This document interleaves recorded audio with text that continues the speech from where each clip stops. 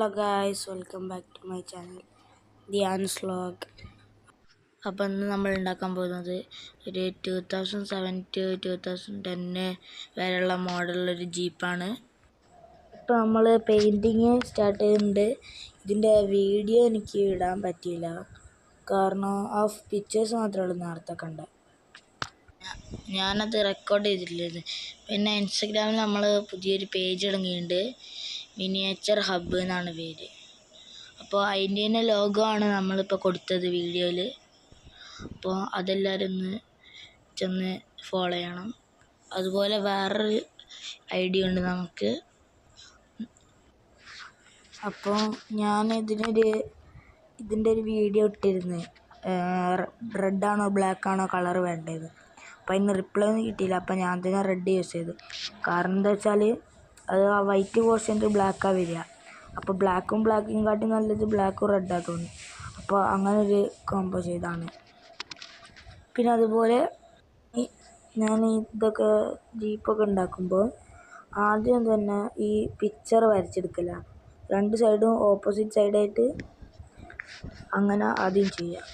എന്നിട്ട് കാർഡ്ബോർഡിൽ ഒട്ടിക്കുക. ഈ പിക്ചർ വരയ്ക്കുമ്പോൾ ആദ്യം ചെയ്യേണ്ട, ഈ ഗൂഗിളിൽ പോയിട്ട് ഇപ്പോൾ താറാണ് ഉണ്ടാക്കുന്നത് വെച്ചാൽ താർ ഫ്രണ്ട് വ്യൂ ഡ്രോയിങ് അടിച്ചെടുക്കുക, അല്ലെങ്കിൽ താർ ഓൾ വ്യൂ ഡ്രോയിങ്ങോ അല്ലെങ്കിൽ താർ ഡ്രോയിങ് ഒക്കെ ഏത് മോഡലാണോ വേണ്ട, പഴയ മോഡലാണോ ഓൾഡ് മോഡൽ, അല്ലെങ്കിൽ ജസ്റ്റ് താർ ഡ്രോയിങ് അടിച്ചെടുത്താൽ മതി. അപ്പം കിട്ടും, അങ്ങനെ എല്ലാ പാർട്സും കിട്ടും. അപ്പോൾ അങ്ങനെ ജസ്റ്റ് ഒന്ന് വരച്ചെടുത്താൽ മതി.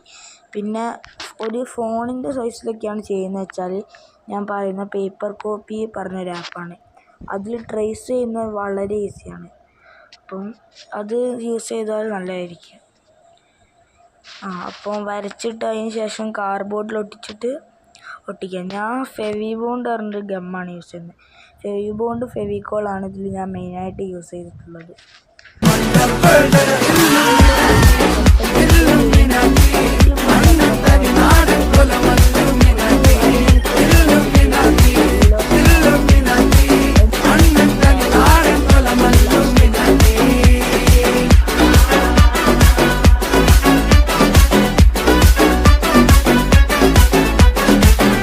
പിന്നെ അതുപോലെ നമ്മളെ പുതിയ വണ്ടീന് വർക്ക് സ്റ്റാർട്ട് ചെയ്തിട്ടുണ്ട്, കുറച്ചായി. അപ്പോൾ അതാണ് ഈ റൈറ്റ് സൈഡ് കാണുന്നത്.